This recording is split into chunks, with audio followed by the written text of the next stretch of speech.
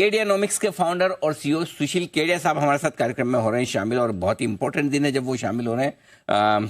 Trump rally हुई है, आज फेड की मीटिंग है, ग्लोबल मार्केट्स में भरपूर एक्शन है, अक्टूबर सीरीज पीछे है, नवंबर सीरीज तेजी से आगे बढ़ रही है, एक्शन भरपूर है। केडिया साहब बहुत बहुत स्वागत है आपका, धन्यवाद समय देने के लिए, गुड मॉर्निंग। बड़ा कंफ्यूजन वाला माहौल है सर, एक दिन लगता है तेजी हो रही है, एक दिन लग रहा है मंदी हो रही है, एक दिन लगता है कि बस ये तो अब 23,000 आ रहा है, दूसरे दिन लगता है 25,000 आ रहा है। बताइए हो क्या रहा है? अनिल जी, लास्ट एक महीने से मैं बार बार आपको इशारा कर रहा हूं कि इंडिसेस जो है वो नशा है, पैसा स्टॉक्स में है। तो इंडिसेस जो है ना गुमराह कर रही है, वो धतूरा खिला रही है।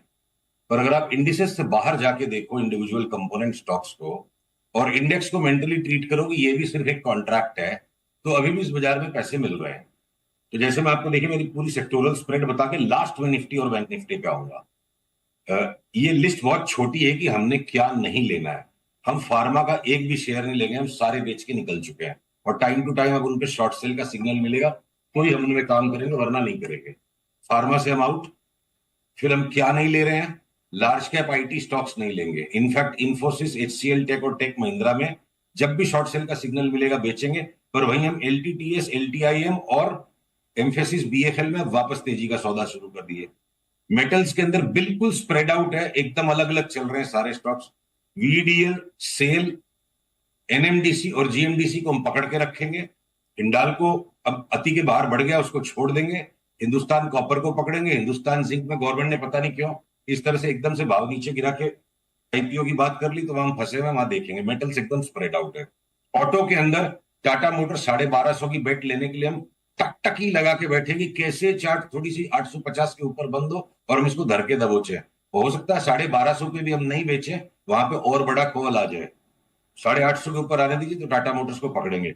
मारुति दोनों तरफ थप्पड़ मार के पैसे ले जाती है। टीवीएस मोटर हाथ के बाहर निकल गया। बजाज ऑटो, हीरो मोटो का एवरी रिबाउंड में शॉर्ट सेल है। आप आगे आ जाओ। अब बचे क्या?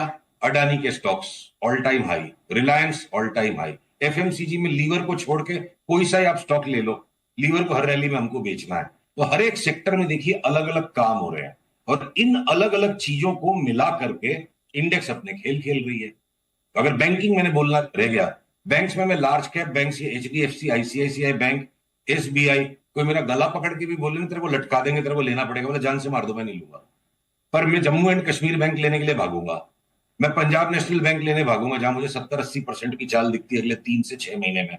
मेरे को बंधन बैंक और आरबीएल इन्वेस्टमेंट के होराइजन पे जमा करने में कोई हेजिटेशन नहीं। स्मॉलर बैंक्स, पीएसयू बैंक्स हम लेंगे। लार्ज कैप बैंक्स जो है ना, एचडीएफसी और आईसीआईसीआई बैंक बड़ा धोखा करा सकते हैं, इसलिए हम इनसे दूर रहेंगे।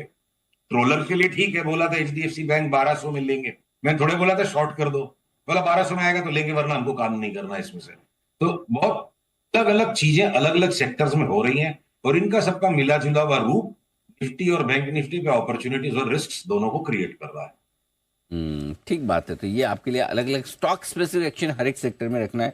हर सेक्टर में कुछ अच्छा लगेगा तो कुछ खराब लगेगा, कहीं लार्ज कैप अच्छे लगेंगे तो कहीं मिड कैप, और कहीं मिड कैप खराब लगेंगे तो कहीं लार्ज कैप अच्छे लगेंगे। तो इसलिए स्टॉक स्पेसिफिक रहने में ज़्यादा समझदारी है।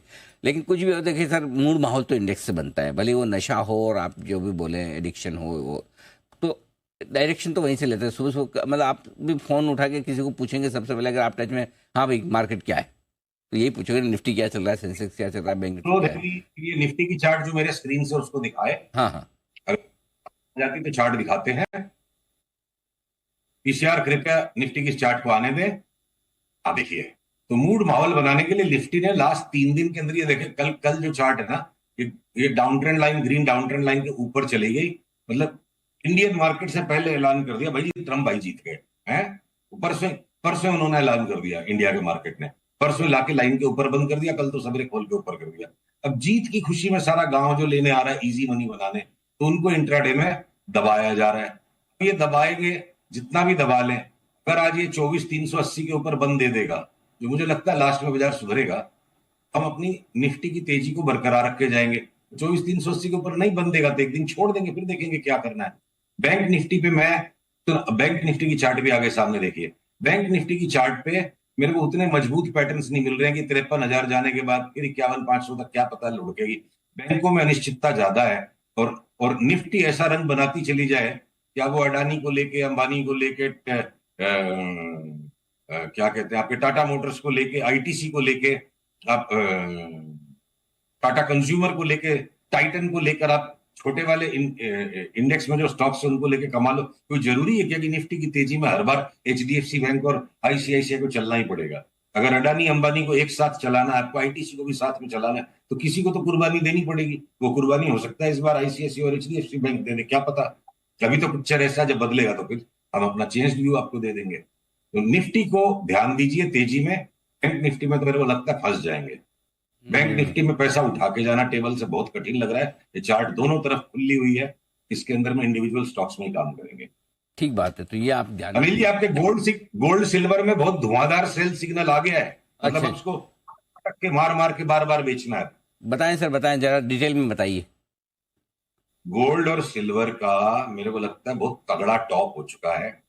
और जैसे कि ना हम थोड़े डरे हुए रहते हैं, थोड़ी आदत है कंजर्वेटिव रहो। लास्ट लास्ट की वो जो कोका कोला है ना, स्ट्रॉ से सुड़ुक सुड़ुक करके नहीं पीनी है। अपनी बात भी हुई थी कि 250 तक भी जाएगा तो हम बर्दाश्त करेंगे, जाने दो, हर चीज में कमाना जरूरी नहीं है। और ट्रेंड रिवर्सल हो गया गोल्ड का और सिल्वर का।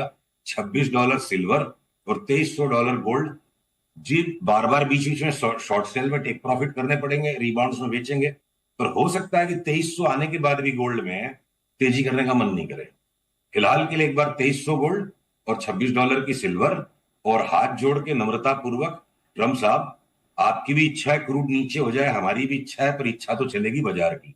तो बाजार की चार्ट ये कहती है कि भले ट्रम्प साहब ने ऐलान कर दिया मैं जीत के आऊंगा तो मैं क्रूड को नीचे कर दूंगा, मेरे को चार्ट देख के अभी तो नहीं लगता है कि जब तक $63 के नीचे बंद नहीं आया नाइमेक्स लाइट क्रूड, $100 का रिस्क बना हुआ है। इसलिए ओएनजीसी का भी 400 का जो हमने तेजी का दांव लगाया वो बरकरार रहेगा। मेरी भी इच्छा, ट्रम्प साहब आपकी भी इच्छा, सबकी इच्छा को बाजार की इच्छा के नीचे दबना पड़ेगा। पर अभी बाजार की इच्छा चार्ट पे लगती है क्रूड में 63 की मंदी नहीं है, $100 का भाव हो जाएगा।